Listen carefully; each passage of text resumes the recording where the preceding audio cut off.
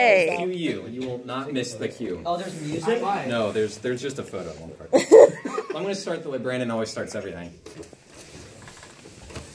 Okay. So how do I describe Brandon?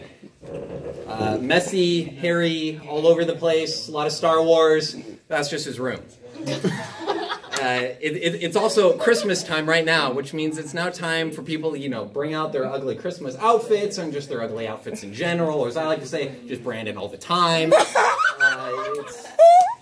And I've actually known Brandon longer than probably any of you guys here, so let me tell you guys some facts about him that you may not know. Oh, goodness. Brandon prided himself in college at being the best third wheel.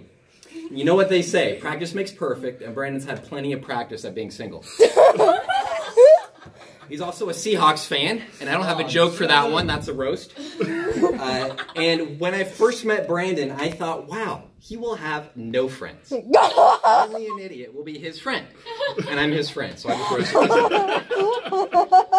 A friend and I used to place bets, actually, in one class on if he would sleep through the class or not. The class was at noon. A true story. And yeah, you want to know how into Star Wars Brandon is? The closest Brandon has gotten to a girlfriend in the last 3 years was when we had a lightsaber fight in the parking lot and 2 cute girls joined in. Brandon didn't date either of them. In fact, me and another friend did. But for those 7 seconds, it seemed possible. So I'm in school. Teachers had trouble believing Smart was really his name. But then they started calling him Blarg, and that actually made sense. Because no one knows what a Blarg is. Now, I've heard some stuff about his ministry here. For instance, I've heard he gets some flack from time to time about his games, which does make sense to me because he doesn't have any game.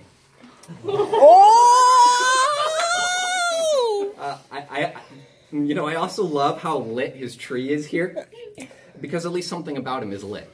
And I know Brandon teaches you the Bible, so I'm just going to focus on that for a second, because I love how the Bible calls the church the bride of Christ, which is good, because Brandon works here, he works in a church, which is great, because it's the only bride he's going to get. Now, I know, that's a lot of single jokes. Surely it can't be that bad. Well, we have an event at our school where you take a date. It's called Exposure. Let me show you a picture of me, my date, Brandon, and his date. Notice Brandon doesn't have a date. Boom, roasted. Oh, that was beautiful.